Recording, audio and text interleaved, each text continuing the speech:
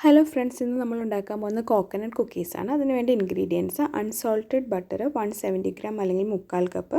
അതിലേക്ക് ഷുഗറും 3/4 cup add ചെയ്ത് നന്നായിട്ട് മിക്സ് ചെയ്തെടുക്കണം. അതിനുശേഷം അതിലേക്കൊരു വലിയ എഗ്ഗ് ആഡ് ചെയ്യാം.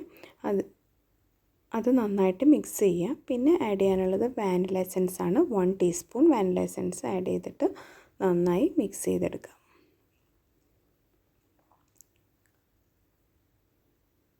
പിന്നെ വേറൊരു ബൗളിലേക്ക് all purpose floor 2 cup add ചെയ്ത് നന്നായിട്ട് മിക്സ് ചെയ്യണം. പിന്നെ കോൺ starch 1 table spoon, baking soda 1 teaspoon.